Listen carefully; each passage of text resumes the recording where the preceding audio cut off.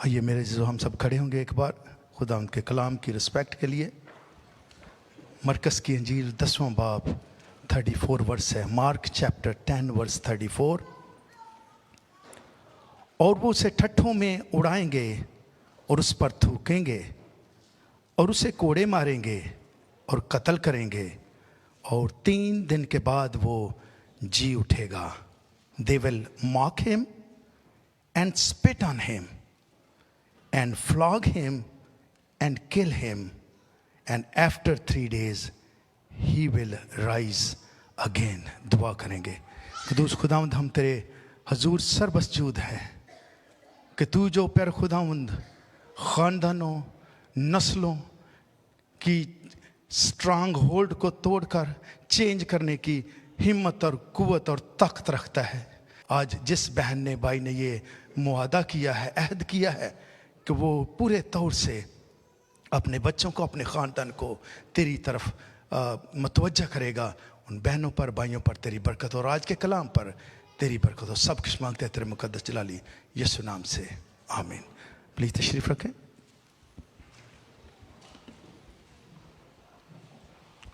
जो आज का मेरा टॉपिक है वो है 3 days, 3 दिन। 3 दिन जो यीशु मसीह थर्ड डे जिंदा हुए हैं, तो ये 3 का अदद जो कलाम मुकद्दस में कई बार पाया जाता है, इसकी बैकग्राउंड क्या है? तो 3 दिन हैं, उनकी कलाम मुकद्दस में अहमियत क्या है? Triune nature of God, Father, Son and Holy Spirit. जब हम खुदा का नाम लेते हैं तो ये बाप, बेटा और पाक रूह 3 जो अकनूम है, ये एक खुदा है। एक खुदा को मानते हैं, लेकिन ये 3 चीज़ों का मजमुआ है। अर्थ was separated from water on third day.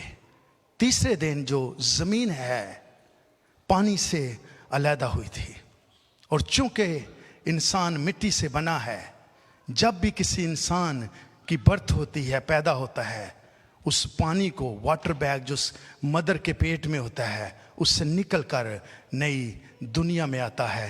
ये 3 दिन की खासियत है। There are 3 patriarch, Abraham, Isaac और जेकब। इनका भी जब हम नाम लेते हैं तो ये 3 पैट्रियार्क हैं। 3 verses of the priestly blessing, जो प्रीस्ट ब्लेस करता था, उसकी 3 आयात हैं। 3 time the seraphim cry holy holy holy. 3 बार जो फरिश्तगान है खुदावंद के हजूर हर वक्त कदूस कदूस कदूस कहते हैं।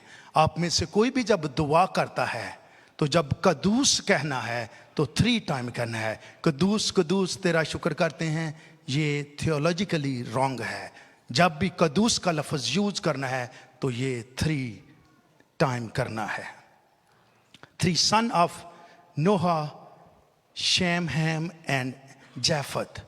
तो जो नूह नबी था उसके 3 बेटे थे। तूफान के बाद ये सारी दुनिया उन 3 अशखास की वजह से वजूद में आई है।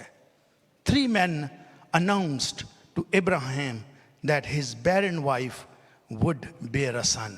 जब इब्राहिम के पास 3 फरिश्ते आए हैं जिन्होंने उसको कहा कि तेरे बेटा होगा। Ibrahim reached to the Mount Moriah in 3 days journey. जब इब्राहिम मोरिया के पहाड़ में बेटे की कुर्बानी करने के लिए जाता है तो उसको 3 दिन लगे थे। 3 divisions of temple, outer court, holy place and Holi of Holi. जो हैकल बनाई गई थी उसके भी 3 हिस्से थे, खैमा इज्तिमा, पाक मकाम और पाक तरीन मकाम। Jonah spend 3 days in the belly of big fish. यूना जो है ये भी 3 दिन मछली के पेट में रहा। Jesus ministry covered 3 पैसओवर। यीशु मसीह ने जब मिनिस्ट्री करना शुरू किया तो तीसरे साल यीशु मसीह मसलूब हुए हैं। 3 पैसओवर, तीसरा पैसओवर था यीशु मसीह का जब वो मसलूब हुए। Jesus took 3 men, Peter, James and John, up on the mount of transfiguration, जब यीशु मसीह की सूरत बदल गई, पहाड़ पर लेकर गया है, तो ये 3 शागिर्द पीटर, जेम्स और जॉन उसको लेकर गए थे. Jesus prophesied that he would arise from the dead on the 3rd day. यीशु ने भी इसीलिए, चूंकि इसकी बैकग्राउंड है कि मैं तीसरे दिन जी उठूंगा. Heavenly Jerusalem has 3 gates on each of his 4 sides. जो heavenly Jerusalem आसमानों पे है, उसके चारों तरफ 3-3 गेट हैं. ये जो यरूशलेम ऊपर आसमान पर है, जिसके नक्शे पे यरूशलेम की हैकल बनाई गई थी. Divine consciousness, union of body, mind and spirit.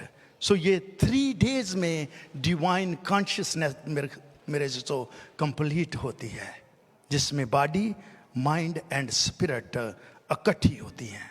सो सवाल ये पैदा होता है कि क्यों ही 3 दिन के बाद यीशु मसीह जिंदा हुए हैं. जो पहला पॉइंट है यहाँ पे वो ये है कि 3 डेज थियोफनी का मतलब होता है कि यीशु मसीह पुराने अहदनामा में, थियोफनी पुराने अहदनामा में यीशु मसीह कैसे उनका दीदार होता है. पैदाइश पहला बाब 12वीं 13वीं आयत में लिखा है, तब जमीन ने घास और बूटियों को जो अपनी अपनी जिन्स के मुआफिक बीज रखें, और फलदार दरख्तों को जिन जिन के बीज उनकी जिन्स के मुआफिक उनमें हैं उगाया. और खुदा ने देखा कि अच्छा है. और शाम हुई और सुबह हुई, सो तीसरा दिन हुआ. तीसरे दिन ग्रोथ, तीसरे दिन चीजें पैदा होना, तीसरे दिन जमीन को, मिट्टी को छोड़कर पौधे, दरख्त, घास, फलदार दरख्त ये हैं, ये तीसरे दिन. मेरे अजीजों, खुदा यीशु मसीह ने जब फरमाया था तो ये तीसरे दिन इनके लिए हुक्म जारी हुआ था. और शाम हुई और सुबह हुई और तीसरा दिन हुआ. पैदाइश 18 बाब 2 बाब में लिखा है, और उसने अपनी आंखें उठाकर नजर की और क्या देखता है कि 3 मर्द उसके सामने खड़े हैं, और उनको देखकर खैमा के दरवाजा से उनसे मिलने को दौड़ा और जमीन तक झुका. 3 मर्द. पैदाइश 22 उसकी 4 और 13वीं आयत में लिखा है, तीसरे दिन इब्राहिम ने निगाह की और उस जगह को दूर से देखा, और इब्राहिम ने निगाह की और अपने पीछे एक मेंढा देखा जिसके सींग जाड़ी में अटके थे. तब इब्राहिम ने उस मेंढे को पकड़ा और अपने बेटे के बदले सोख्तनी कुर्बानी के तौर पर चढ़ाया. कब? तीसरे दिन इब्राहिम ने निगाह की, लेकर बेटे को, 2 जवानों को जा रहा है, लेकिन चलता जा रहा है. तीसरे दिन निगाह की है. और खुरूज 19 11वीं और 16 वर्ष में लिखा है, और तीसरे दिन तैयार रहें, क्योंकि खुदावंद तीसरे दिन सब लोगों को के देखते देखते कोहे सीना पर उतरेगा. जब तीसरा दिन आया तो सुबह होते ही बादल गरजने और बिजली चमकने लगी, और पहाड़ पर काली घटा छा गई, और करना की आवाज बहुत बुलंद हुई, और सब लोग ढेरों में कांप उठे. जब भी मेरे अजीजों पुराने अहदनामा में दी एंजल का लफ्ज आता है, वो यीशु मसीह की तरफ इशारा है. एंजल्स का लफ्ज आता है, जहां पर भी दी एंजल का लफ्ज है, वो यीशु मसीह की तरफ इशारा है. इसे थियोफनी कहते हैं. यस, खुदा ने क्या किया, पहले दिन में, पहला जो दिन है उसमें दिन और रात को पहले दिन बनाया, दूसरे दिन आसमान को बनाया, और तीसरे दिन जमीन को पानी से अलहदा किया. अब जमीन से पानी को अलहदा करना हमें वापस यीशु मसीह की तरफ ले जाता है. चाहे पुराना अहदनामा है, जितनी भी किताबें हैं, अगर कोई पढ़ने वाला उसमें क्राइस्ट को नहीं देखता तो रियली आपको समझाने की जरूरत है कि बाइबल कैसे पढ़नी है. हर हिस्सा जो कलाम का है, थियोफनी उसमें पाई जाती है. और यहां पे भी हम देखते हैं कि तीसरे दिन जमीन ने पानी को छोड़ा है, और साथ ही जब हम इब्राहिम की कहानी पढ़ते हैं तो इब्राहिम लिखा है कि अपने डेरे में खैमा के दरवाजे पर गर्मी है, बैठा हुआ है और उसने नजर की है, क्या देखता है कि 3 मर्द वहां पे मौजूद हैं।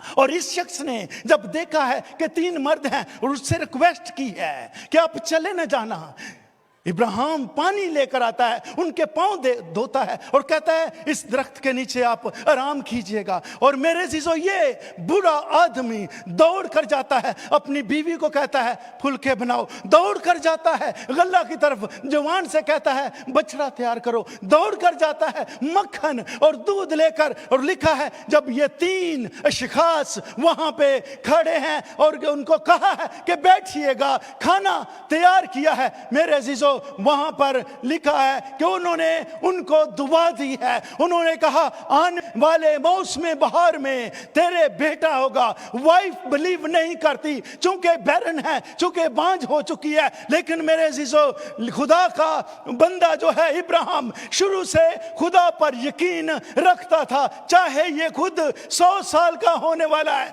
लेकिन ये खुदा पर यकीन रखता था। ये 3 मर्द जब गए आए हैं तो मेरे अजीजों क्राइस्ट वहां पे मौजूद है। और इसी तरह इसको जब औलाद मिल जाती है, बच्चा बड़ा होता है, तो खुदा इसे आजमाता है और कहता है मैं तुझे जानना चाहता हूं कितना तू मुझे प्यार करता है। सबसे तेरी प्यारी चीज जिससे तू मोहब्बत रखता है वो मुझे चाहिए। आज मैं और आप अपनी सबसे बेस्ट चीज खुद रखना चाहते हैं। अगर ये बरकत आज ये यरूशलेम, ये यहूदी कौम इब्राहिम से जारी होती है, अगर उनकी जैसी बरकत चाहते हैं तो बेस्ट उसको पेश कीजिएगा। आपका सबसे इंटेलिजेंट बच्चा जो है खुदा की खिदमत में भेजें उसको। अगर आप बरकत पाना चाहते हैं, चूंकि हम ग्रीडी हैं, हमें मालो दौलत से मोहब्बत है, मेरी बहन मेरे भाई, ये सारा मिट जाने वाला है, कुछ भी मेरे और आपके काम आने वाला नहीं है। उसको कहा जो तेरा प्यारा है, जिससे तू मोहब्बत करता है, उसकी मुझे कुर्बानी चाहिए। और ये शख्स चल पड़ता है, लकड़ियां चीरी हैं और गधे पे रखी हैं, और लिखा क्या है 3 दिन के बाद उसने निगाह की, मोरिया के मुल्क में मैं तुझे एक पहाड़ी दिखाऊंगा। ये वही मंजर है क्राइस्ट का जो कलवरी की पहाड़ी की तरफ इशारा है। मैं तुझे दिखाऊंगा। 3 दिन के बाद उसने निगाह की। कुछ भी होना है तो 3 दिन के बाद होना है, इसलिए क्राइस्ट तीसरे दिन जिंदा हुआ है। और वहां पर जाकर बेटा क्वेश्चन करता है कहां है बर्रा, खुदा मुहैया करेगा। इस बंदे का फेथ जो है, इसलिए इब्राहिम को ईमानदारों का बाप कहा जाता है। बर्रा मुहैया करेगा। छुरी ली है, आग ली है, लटा दिया है, और छुरी कैंची है कि इसको कत्ल करने, क्योंकि खुदा ने मुझे हुक्म दिया है, मुझे कुर्बानी इसकी चाहिए। और फिर क्या लिखा है, जो ही छुरी खींची है ऊपर से आवाज आती है इब्राहिम इब्राहिम अपना हाथ रोक और पीछे देख, बर्रा मौजूद है। पीछे देख, क्राइस्ट मौजूद है। पीछे देख, मैं यहोवा यरी हूं, मैं पहाड़ पर भी तेरे लिए मुहैया कर सकता हूं अगर तेरा ईमान है तो। मेरी बहन मेरे भाई, ये क्या होता है, जब देखा है तो उसके सींग जाड़ी में टिके हुए हैं। ये जाड़ी वही है जो यीशु मसीह पर कांटों का ताज पहनाया गया है। और फिर उसने क्या किया है कि उसको लिया है और लिखा है सोख्तनी कुर्बानी के तौर पर उस बर्रे को चढ़ाया। जब भी सोख्तनी कुर्बानी होती थी, बर्रा पूरे का पूरा जलाना जरूरी होता था। इसलिए मेरे शिशो, ये बर्रा जो पूरे का पूरा जलाना जरूरी होता था, इसीलिए मेरा और आपका मसीहा सर से लेकर पांव तक जख्मी लहूलुहान है, इसलिए ताकि ये सोख्तनी कुर्बानी जो है मेरे और आपके मसीहा ने मेरे लिए, आपके लिए, आपके खानदान के लिए, आपके बच्चों के लिए कुर्बानी दी है। अगर मैं आज भी अपनी किसी और दौड़ में दौड़ रहा हूं तो मैं गलती पे हूं, क्योंकि खुदावंद ने अरेंज किया है, उसने अरेंज किया है तो वो मुहैया करेगा। जिसने आपको जिंदगी दी है वो मुहैया करेगा, जिसने आपको खानदान दिया है वो मुहैया करेगा, और जिसने उसने आपको इधर लेकर आया है।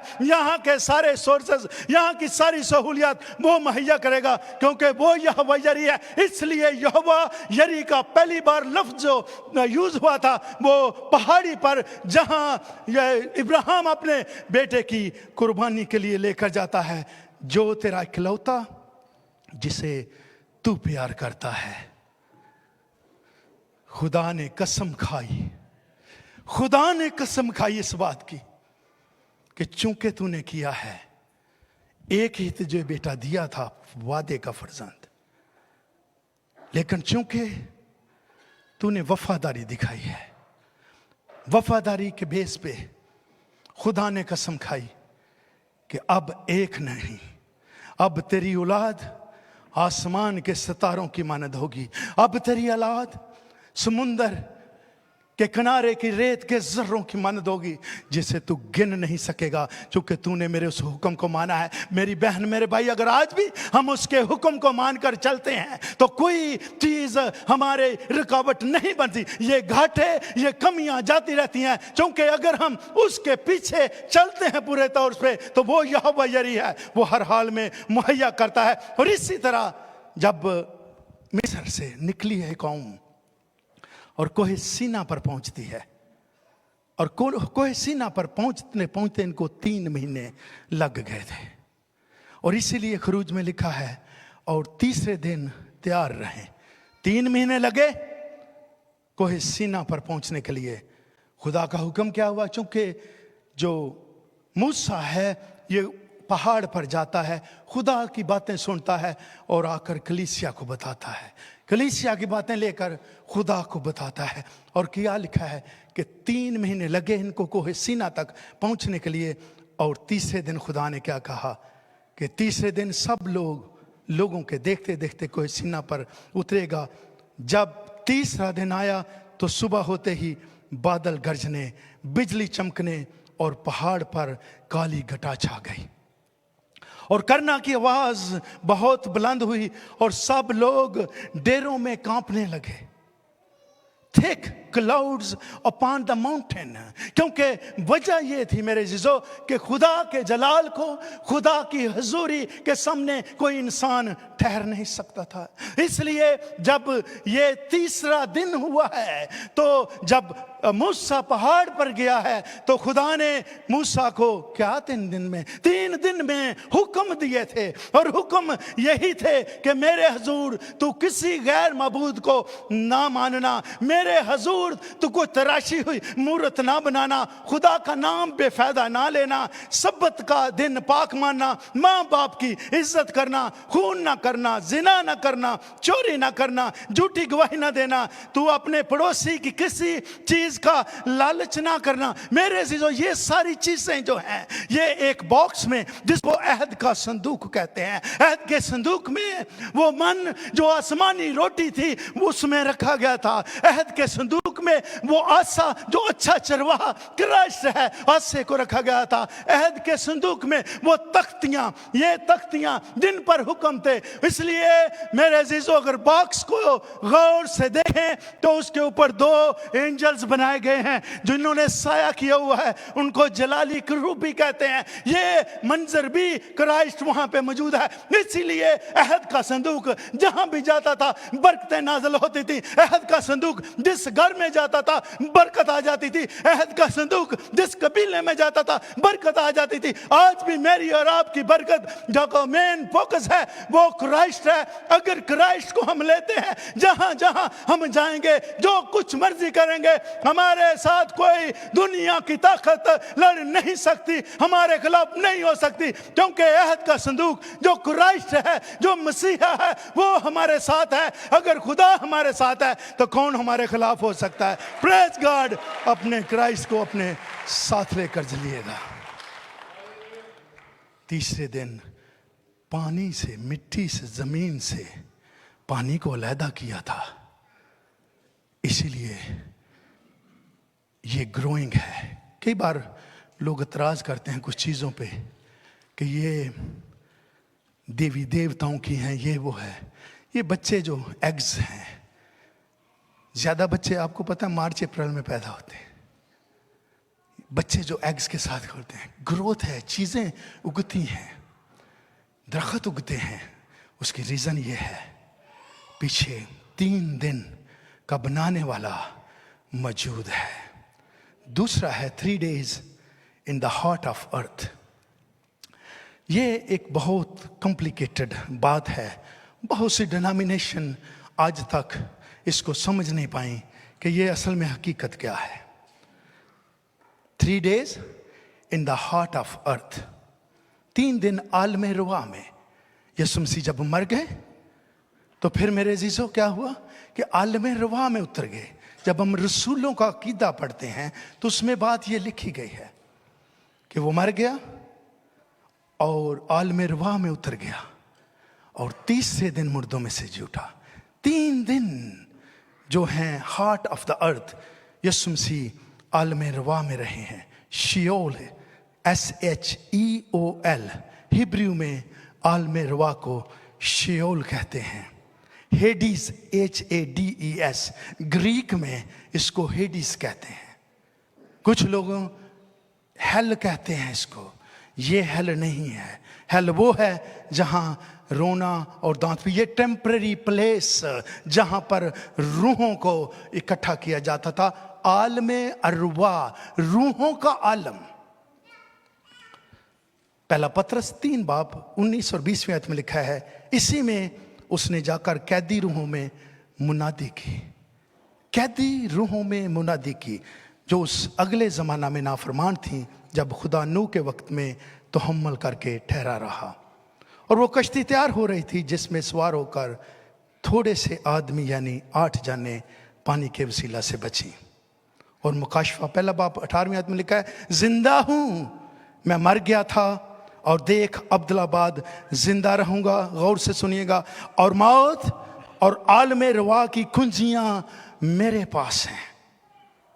यीशु मसीह आलमे रुआ में मौत की कुंजियां, मौत की चाबियां जिस पर शैतान का इख्तियार था, छीनने के लिए गए हैं। और वैसे भी यीशु मसीह जब से पैदा हुए मरने तक शरीयत के ताबे रहे हैं। शरीयत तक, जब तक यीशु मसीह मरकर जिंदा नहीं हुए, हर एक इंसान, चाहे वो बदकार है और ये बड़ा रास्तबाज है, एक दरवाजा, जैसे हमारे सामने एक दरवाजा आता है, राइट साइड है, लेफ्ट साइड है, और फिर क्या होता था, बीच में गड़ा है, चैसम, बीच में गड़ा था जिसको क्रॉस नहीं कर सकते थे। जो इसका आइडिया इधर है। और फिर लिखा है, क्योंकि मत्ती 12:40 में, क्योंकि जैसे यूना 3 दिन मछली के पेट में रहा, वैसे ही इब्ने आदम 3 रात दिन जमीन के अंदर रहेगा। इफिसियों 4:8 और 10 में लिखा, इस वास्ते वो फरमाता है कि जब वो आलमे बाला पर चढ़ा तो कैदियों को साथ ले गया, कैप्टिव स्पिरिट। इसीलिए मेरे अजीजों, जब साउल जो प्रॉब्लम में है तो उस जादूगरनी के पास जाता है कि सैमुअल की रूह को ऊपर बुला। अब क्वेश्चन है, एक जादूगरनी, एक जो नबी है, उसकी रूह को कैसे बुला सकती है ऊपर? लेकिन क्या बुलाया था? जी बुलाया गया था। क्योंकि क्राइस्ट के जिंदा होने तक हर शख्स आलमे रुआ में जाता था, इसलिए वो भी वहां है। और ये कैप्टिव हैं, ये सारे लोग, चाहे अंबिया की किराम है, चाहे बहुत अच्छे रास्तबाज लोग हैं, ये सब के सब नीचे जाते थे। उसमें एक गड़ा था। मैं कहता हूं कि इस हवाले को पढ़ें, एक और थोड़ा क्लियर हो जाएगा।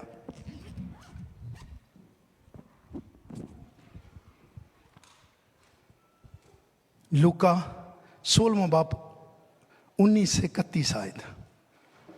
Look chapter 16, 19 to 31 verse. गौर से सुनिएगा। अगर आज तक इस बात की समझ नहीं आई तो मेरे जीजो समझ कर जाएं आज कर। लूका 16 चैप्टर 19 से 31। एक दौलतमंद था जो अर्गवानी और महीन कपड़े पहनता और हर रोज खुशी मनाता और शान व शौकत से रहता था। और लाजर नाम एक गरीब नासूरों से भरा उसके दरवाजे पर डाला गया था। उसे आरजू थी कि दौलतमंद की मेज से गिरे हुए टुकड़ों से अपना पेट भरे, बल्कि कुत्ते भी आकर उसके नासूर चाटते थे। अगली आयत। और ऐसा हुआ कि वो गरीब मर गया और फरिश्तों ने उसे ले जाकर इब्राहिम की गोद में पहुंचा दिया। दरवाजा एक तरफ इब्राहिम की गोद, दूसरी तरफ जो है वो टोर्मेंट की स्पिरिट, टोर्मेंट का माहौल, टोर्मेंट की एनवायरमेंट। तो क्या हुआ आगे? जब लाजर मर गया, गरीब मर गया, तो फरिश्तों ने उसे ले जाकर इब्राहिम की गोद में पहुंचा दिया और दौलतमंद भी मुआ और दफन हुआ। उसने आलम रुआ के दरमियान अजाब में मुब्तला होकर अपनी आंखें उठाई। कहां से जी?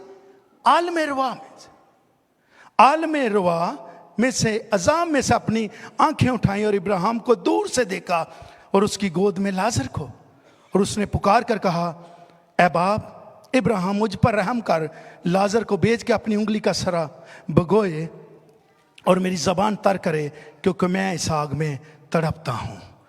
मेरे अजीजों, ये इंग्लिश में है, the beggar died and the angel carried him to the Ibrahim side. जिस साइड पर इब्राहिम, जिसको हम बोसम ऑफ इब्राहिम भी कहते हैं।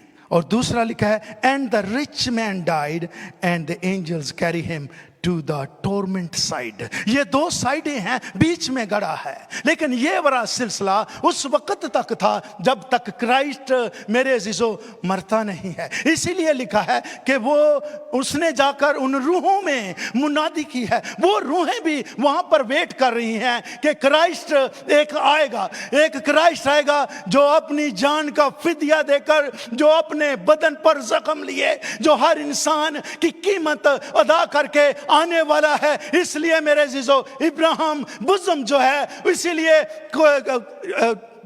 क्रॉस के ऊपर, सलीब के ऊपर, जब यीशु मसीह ने उस डाकू को कहा कि तू आज ही मेरे साथ फिरदौस में होगा। मेरे अजीजों, यीशु मसीह जब जिंदा हुए हैं तो उसके वक्त मरियम मगदलीनी गई है और यीशु के पांव छूना गया। यीशु मसीह ने कहा, मुझे टच ना करो, मैं आगे आसमान पे नहीं गया। तो फिर कैसे वो डाकू फिरदौस में जा सकता है जब यीशु मसीह खुद अभी तक बाप के पास नहीं गए? वो फिरदौस वही जो इब्राहिम का बुज़म है, उसकी तरफ इशारा था कि मैं वहां पर जाने वाला हूं। और वो सारी कैप्टिव स्पिरिट, वो सारे नबी, चाहे अय्यूब है, चाहे यूना है, चाहे हबकूक है, चाहे हिज्जी है, कोई भी नबी क्यों नहीं है, उनको जो कैप्टिव है, और कैप्टिव किसने किए थे? शैतान ने। शैतान का कब्जा उस वक्त था, क्योंकि पैदाइश 2 में लिखा है, खुदा ने आदम से कहा, नेक और बद की पहचान के दरख्त का फल ना खाना,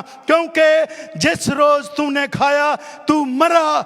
मेरे अजीजों, आदम और हवा ने खाया है और मौत हासिल की है। इस मौत पर वो स्पिरिचुअली तौर पर मर चुके थे, इसलिए चूंकि स्पिरिचुअल तौर पर मर गए थे, इसलिए शैतान का उन पर कब्जा था। कोई भी उनकी स्पिरिट को, जो शैतानी कुव्वतें हैं, बुला सकती थी। लेकिन फजल मेरे और आपके ऊपर हुआ है कि यीशु मसीह ने जिंदा होकर, मेरे अजीजों, वहां गया है, उन स्पिरिट्स को अपने साथ ले गया है। क्योंकि उसने लिखा है कि मैं मर गया था, अब जिंदा हूं, अब्दुल्लाबाद जिंदा रहूंगा।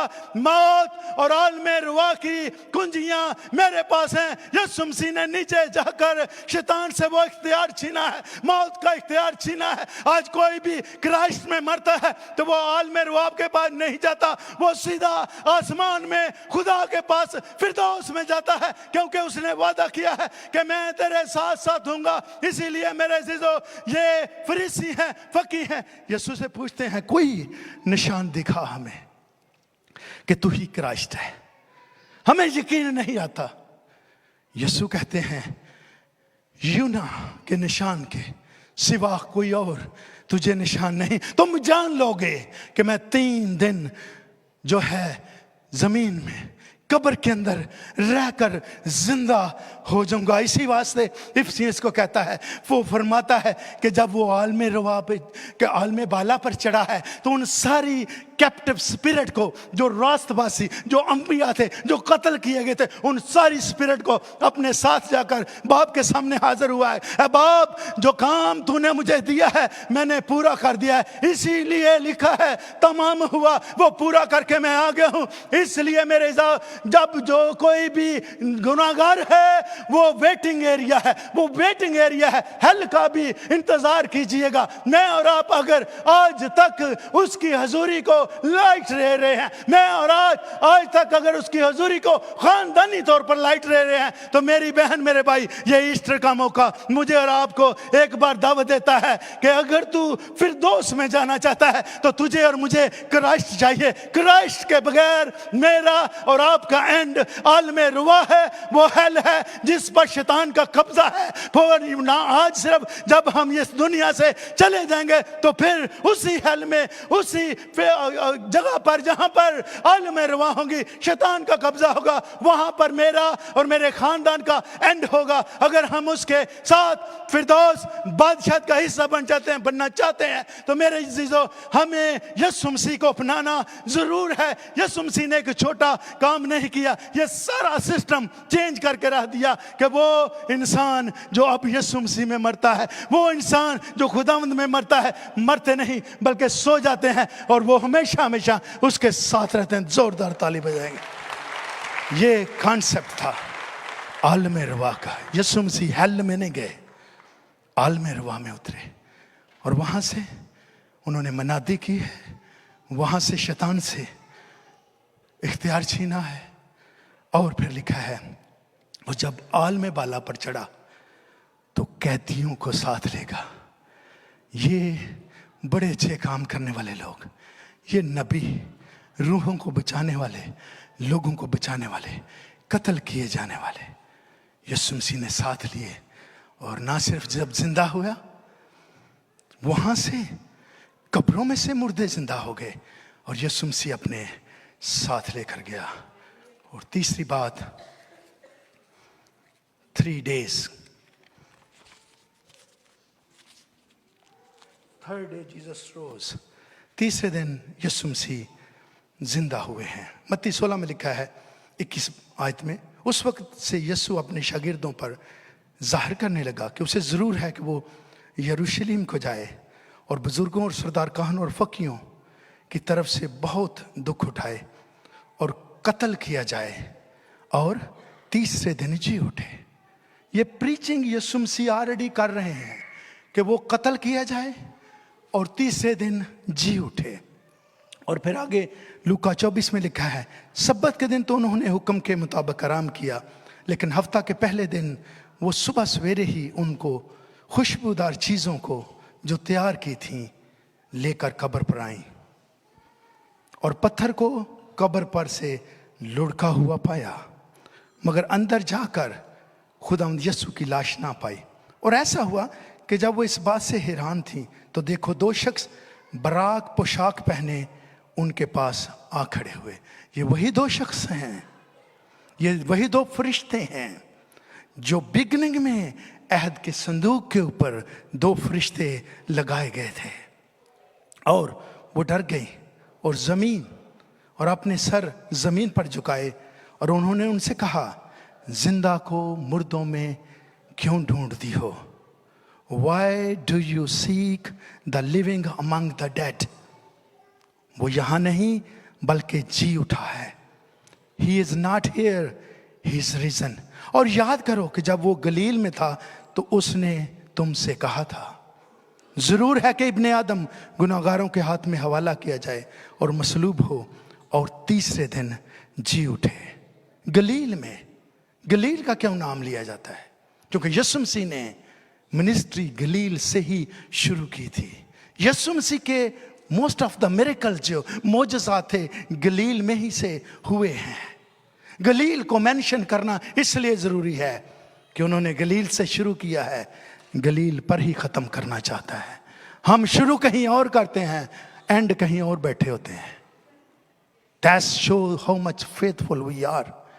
यहाँ पर पहला कुरिन्थियों 15 बाब 3-4 में लगे, चनाचे मैंने सबसे पहले तुमको वही बात पहुंचा दी। अब ये पौलुस रसूल हैं जो क्रिश्चियनों के खिलाफ है, मसीहत के खिलाफ है। और वो क्या बात कर रहे हैं?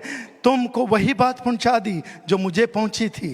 क्या? कि मसीह किताब मुकद्दस के मुताबिक हमारे गुनाहों के लिए मुआ, दफन हुआ और तीसरे दिन किताब मुकद्दस के मुताबिक जी उठा। यीशु अपने शागिर्दों से जब जिंदा हैं तो ये सारी बातें कह रहे हैं। यीशु ने प्रोफेसी करके उनको बताया। यीशु ने कहा है कि ये हैकल, मेरा बदन जो है ये डिस्ट्रॉय हो जाएगा, लेकिन तीसरे दिन जी उठेगा। इसी तरह मेरे अजीजों, सब्बत के दिन जब मरियम मगदलीनी, सलोमी, दूसरी मरियम ये सुबह सुबह जाती हैं तो देखा है कि वहां कब्र के अंदर 2 फरिश्ते बैठे हैं। थियोफनी, यीशु मसीह के लिए ये जो अहद के संदूक पर 2 एंजल्स बनाए गए थे, वहां पर भी एक लिखा है सहराने और दूसरा पेंटाने बैठा है। एक इधर था एंजल, एक इधर था एंजल। और जब इन्होंने देखा कि यीशु मसीह की लाश वहां पे नहीं है, मरियम मगदलीनी रोती है कि शायद हमारे उस्ताद को, मसीहा को चुरा कर ले गए हैं। हालांकि उस कब्र को सील किया गया था, गवर्नमेंट की तरफ से उस पत्थर को रखकर सील किया गया था, पहरेदार बिठा दिए गए थे, क्योंकि यीशु मसीह ने कहा था कि मैं कब्र में से निकल आऊंगा। उन्होंने सील किया है, लेकिन मेरे अजीजों, मेरी बहन, मेरे भाई, यीशु मसीह चूंकि खुदा है, यीशु मसीह खुदा था, वही जमीनों और पत्थरों, आसमानों को बनाने वाला है। चाहे पत्थर जितने मर्जी उसकी सलीब, उसकी गार के सामने रख दें, कोई पत्थर आगे ठहर नहीं सकता, क्योंकि वो हुक्म करता है चीजें मूव हो जाती है, वो हुक्म करता है चीजें वजूद में आती है, और वो हुक्म करता है सारी चीजें हट जाती हैं। और जहां पे ये रोने लगती है, जब मरियम रोती है, तो मेरे जीसो 2 फरिश्ते बराक लिबास पहने, तुम क्या ढूंढती हो? यीशु को ढूंढती हो? वो यहां नहीं है, वो तो जी उठा है। अब इन्होंने कहा शायद उसकी लाश को चुरा लिया गया है। थोड़ी सी पीछे हुई है, पीछे यीशु मसीह लिखा भी अंधेरा ही था। उसने पहचाना नहीं कि यीशु मसीह वहां पे मौजूद है। यीशु मसीह ने कहा है मरियम, उसने पहचाना ये तो क्राइस्ट की आवाज है। उसने कहा ए रबूनी, ए उस्ताद, ए रब। उसने कहा मुझे ना छू, मैं अभी तक जलाल में नहीं गया, लेकिन सबसे पहले शागिर्दों को बता, गलील में जहां से मैंने मिनिस्ट्री शुरू की थी, वहां पर लोगों को बता कि मैं जी उठा हूं और तुम्हारे पहुंचने से पहले वहां पे शामिल होऊंगा, वहां पहुंच जाऊंगा। और इसके साथ साथ जो पौलुस रसूल हैं, सबको पता है कि ये क्रिश्चियनिटी का दुश्मन लोगों को, औरतों को, बच्चों को इबादत खानों में निकालता, घसीटता, मारता था। उसने टेस्टिमनी क्या दी है? उसने कहा चुनाचे मैंने सबसे पहले तुमको वही बात पहुंचा दी जो मुझे पहुंची थी, कि मसीह किताब मुकद्दस के मुताबिक हमारे गुनाहों के लिए मुआ।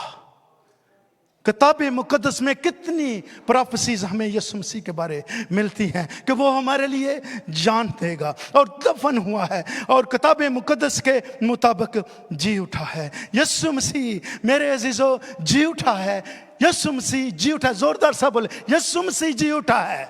यीशु मसीह जी उठा है। यीशु मसीह जी उठा है। और अब से जो भी यीशु मसीह में मरते हैं वो हमेशा हमेशा जिंदा रहेंगे। वो उन पर आलमे रुआ और मौत का कुछ इख्तियार नहीं हुआ। इसलिए मेरे अजीजों, कलवरी पर यीशु मसीह ने कहा, ए मौत तेरा डंग कहाँ है? ए मौत तेरा डंग कहाँ है? और मौत तेरी फतह कहाँ है? मौत तेरी फतह कहाँ है? क्योंकि फतह जो थी है, जो मौत है, जो वो है लुकमा बन गई।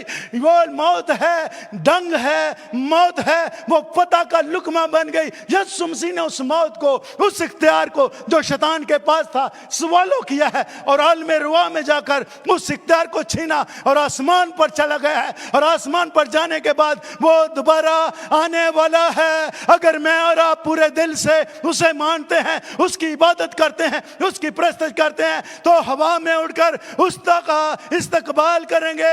हमें ट्रायल में से, प्रॉब्लम में से, मुश्किलात में से नहीं गुजरना पड़ेगा। यीशु मसीह खुद बादलों पे आके अपनी कलीसिया को रिसीव करेगा और ये कलीसिया उसके साथ रहेगी। मैं और आप अगर आज तक इस रेलम को, इस बात को नहीं सीखा, तो यीशु मसीह ने मेरे अजीजों मौत के डंग को सवालो किया है। फतह का शादियाना बचाया। ए मौत तेरा डंग कहां? ए मौत तेरी फतह कहां? जो कि मौत फतह का लुकमा बन गई। 3 days कि जब हम बात करते हैं तो पुराने अहदनामा में जब भी हम, इसलिए उसको अल्फा और ओमेगा कहा गया है, अव्वल और आखिर कहा गया है। यीशु मसीह तो पहले से मौजूद थे। वो उस दिन पैदा नहीं हुए जिस दिन मुकद्दसा मरियम के घर में वो बच्चे की सूरत में तो इसलिए पैदा हुए थे ताकि वो मेरी और आपकी जानों का फिदिया दे सके। 3 days in the heart of earth. 3 दिन यीशु मसीह नीचे आलमे रुआ में रहे हैं। डाकू उनके साथ आलमे रुआ में गया है। शैतान से मौत का इख्तियार छीना और कैदी रूहें जो थीं वहां पर उनको अपने साथ ले गया। 3 days, 3rd day जीसस रोज। तीसरे दिन यीशु मसीह जी उठे हैं। किताब मुकद्दस के मुताबिक, नबियों के सहीफों के मुताबिक यीशु मसीह मुए हैं, दफन हुए और तीसरे दिन जिंदा। वो जिंदा हैं, अब्दुल्लाबाद जिंदा रहेंगे और वो अपनी कलीसिया को लेने के लिए आ रहे हैं। क्या मैं और आप रेडी हैं? एक शेर पढ़ना चाहता हूं, ये बलबीर सूफी साहब का है, गौर से सुनिएगा। जग नू रब नाल जोड़ गया है, जग नू रब नाल जोड़ गया है, मौत दा पिंजरा तोड़ गया है। जग नू रब नाल जोड़ गया है, मौत दा पिंजरा तोड़ गया है, कबर उधारी मोड़ गया है, कबर उधारी मोड़ गया है। तो यीशु राजा जिंदा हो गए। उसकी तो कब्र भी अपनी, वो किसी ने अपने लिए कदवाई थी, वो कब्र किसी ने अपने लिए कदवाई थी। वो यूसुफ अरमतिया का रहने वाला अमीर आदमी था।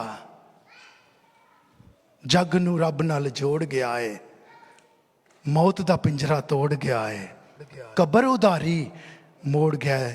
तो यीशु राजा जिंदा हो गया। खुदा की इंसान की वही नाराजगी जो फर्स्ट एक्ट हुआ था, जिस दिन तूने पल खाया तू मरा, उस नाराजगी को दूर करने के लिए यीशु मसीह सुलह सलामती करवाने के लिए अपनी मौत उसने गवारा की है और मरकर अपने खून से वो टूटा हुआ रिश्ता, वो नाराजगी जो खुदा के साथ थी, उसको दोस्ती में बदल दिया है।